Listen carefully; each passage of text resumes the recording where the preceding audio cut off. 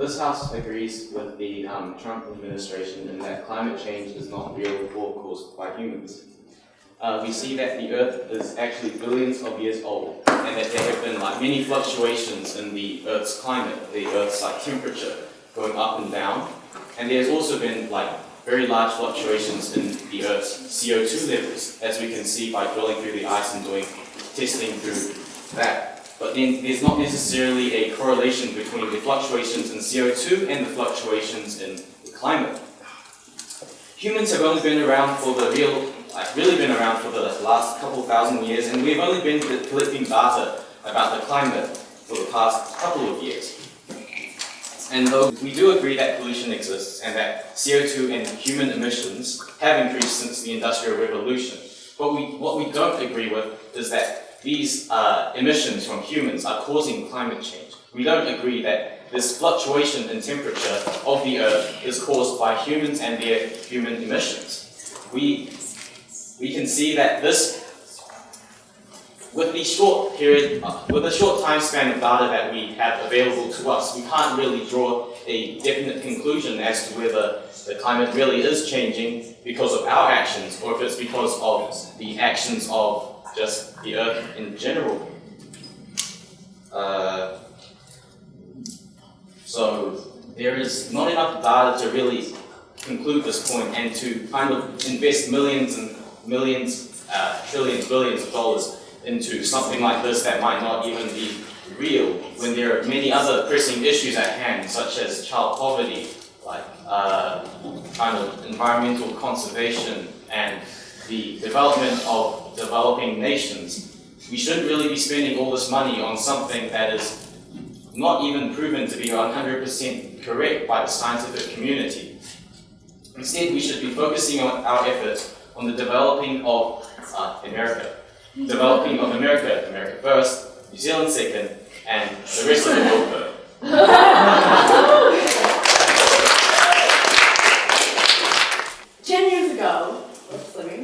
10 years ago, there might have been a question about what really is the cause of climate change. And well, I just want to say right now, oil, gas, mining, and dams, all staple necessities in today's economical world. Agriculture, in terms of land use, how many acres of land, habitated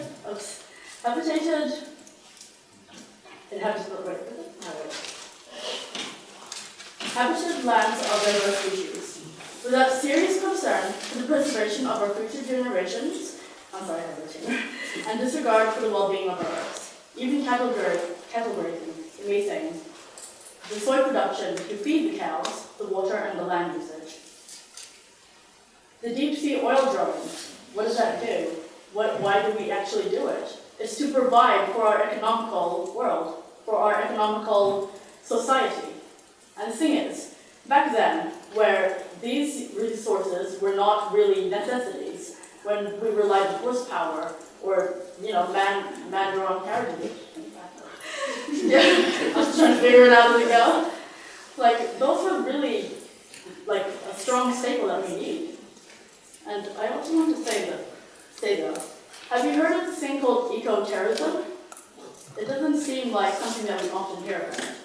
And this is where people who are standing up for the justice of the environment end up getting bullets through their head by the moneymakers who don't want us to find out about what's happening in the world today. Let's say Dorothy Stagg, a lifelong governor who has lived for the protection and the preservation of the Amazon rainforest. I have a quote.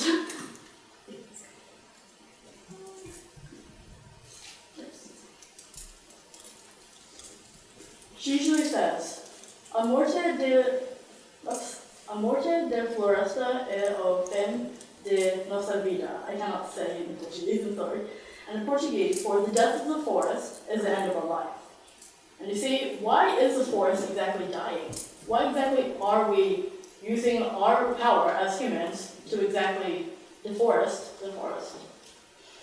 This is because it's all due to economical growth, economical change, for building up the future and in the expense of our environment. Also,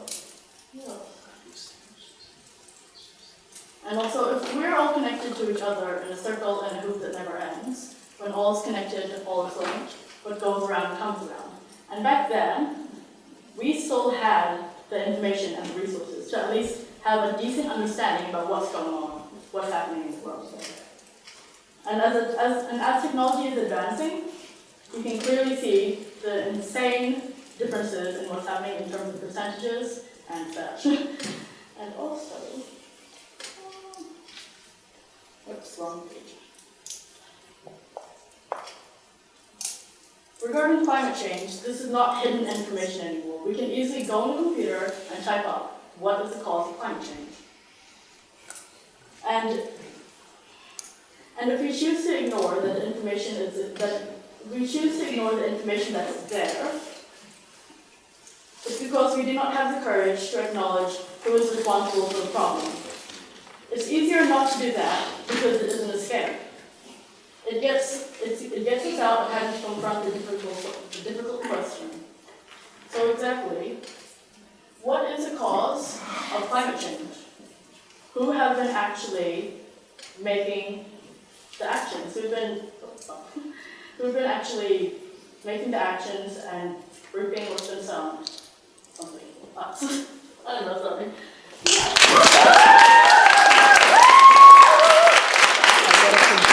Okay, hi everyone.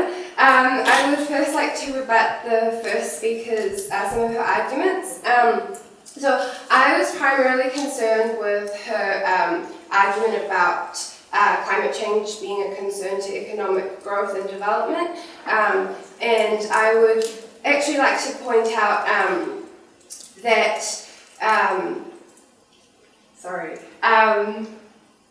that, for example, you've discussed deforestation, and so not only that you're arguing that it's linked with climate change, but it's actually linked with economic growth and development, without which we couldn't sustain many of our industries. So I am concerned about economic development, and that's why we don't believe in climate change, and we don't believe that it's caused by humans. So just to recap, my first speaker already talked about the Earth's history and our fluctuations during different time periods with extreme weather, and we believe that it's part of the Earth's pattern. And we don't think that our emissions are linked to climate change. And we would like to I would like to expand more on some of the more pressing issues that the first speaker briefly mentioned that are more worthy of our time than climate change. So, if we acknowledge that climate change is real and that it's caused by humans, it has huge implications for us as a society, because it means that it puts an onus on us to do something about a problem which actually doesn't exist. To do something about the problem would mean that we had to invest a lot of time, energy, and resources, which we simply cannot do, because right now our systems are operating a certain way, and to destabilize them would cause havoc. Until there is 100% consensus in the scientific community, we shouldn't disrupt our systems and reallocate our resources into saving something that isn't actually a problem in the first place. There's more pressing issues in the world, in New Zealand, that we should address and we should devote our energy towards. There's terrorism, there's issues of equality. For example, women's rights. Women aren't even equally represented on corporate boards in New Zealand. Our Prime Minister does not support abortion. There's mental health and physical health problems. New Zealand's among the top 5 countries who are the most obese in the whole world. These are much more pressing issues which we need to devote our resources to, as they directly affect us as humans and our society, and therefore our children will reap the benefits in future generations. So, I urge the House to consider this argument and agree that climate change is not real or caused by humans.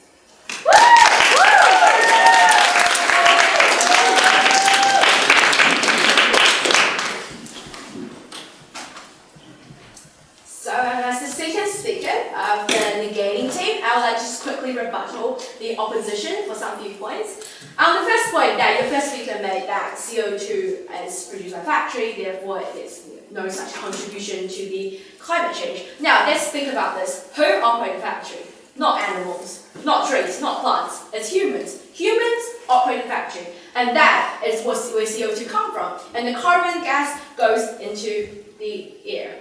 Second point is that you should say we should focus on more pressing issues, such as environmental conservation. Now let's talk about this. Is climate change not part of environmental conservation? And women's rights. Now think about this. If we don't look after the planet, we're gonna die. And where does all your right come from? Even you got that right, where you gonna live? Mars? Hell yeah! And now the Earth history. This is where I'm gonna come and introduce my point. Now you've said that there's been research about that climate, Earth has its geographic system and it changes. And let's look at this. Climate change is caused by human and it's real because research have shown that the 2016 to 2017 summer would have been the hottest summer for the past 20 years. And one main reason would that be human have overconsumed Earth's resources, such as animal farming. The carbon produced by cows are in fact 80% of the greenhouse gases, which is done research by Emily Russian, one of the most world-leading leader, which leads to global warming and of course climate change. Now we all know Leonardo DiCaprio is an environmentalist, and he once said in his Oscar-winning award that climate change is a real issue. And for those who does not believe in that because they are not conscious of our human well-being, climate change is real because the carbon, and because of the carbon, we humans breathe the air. And these air are pollution. If we're pollution, we are sucking in toxic.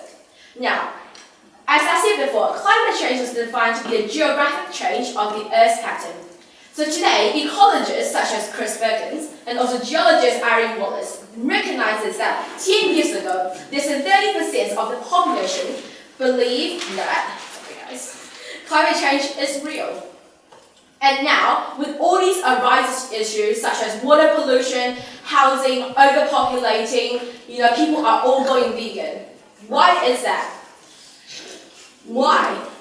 Because climate change is real, and all the problems in the world, whether it's political, social, or environmental, they all connect together, and climate change plays a big role. Now please, use your eyes and see for yourself. If you decide to support the affirmative team that agrees with Trump administration and that climate change is not real or caused by humans, then why are you called a master? Why are you being here?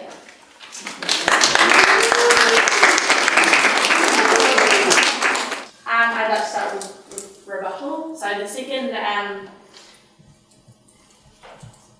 first speaker seemed to talk a lot about horsepower, and she was referring a lot to olden times. So I think you should be more progressive in your research and maybe further analyse, because climate change is not real.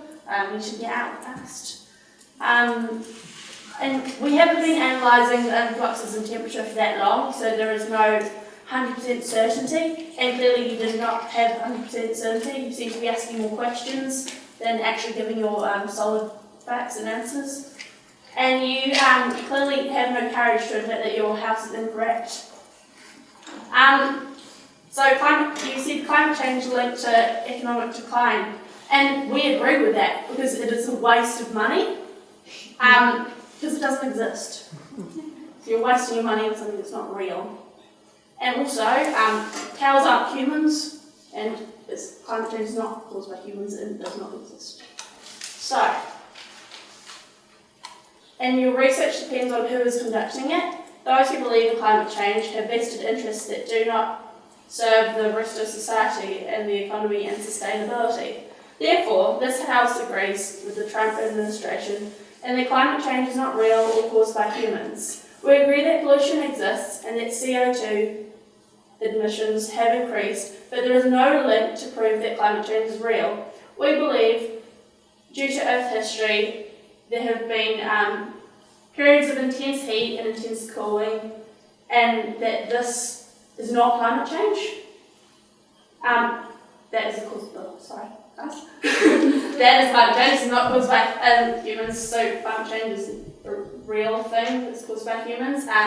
There isn't 100% certainty of the reality of climate change, and Again, it's a waste of money, and New Zealand is the first country for women to have a vote, so we should be more progressive and realise that we're wasting money and we should be spending on things that matter, like women's rights, stopping terrorism, LGBTQ rights,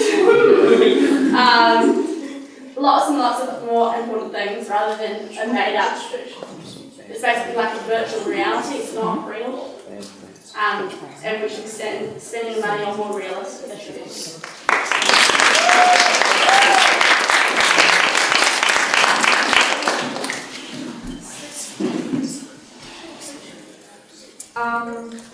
Firstly, to rebut the first speaker, all of them really, they say there's no proof that climate change is a real thing, and we can look into things like animals and different species and where they live, and they've grown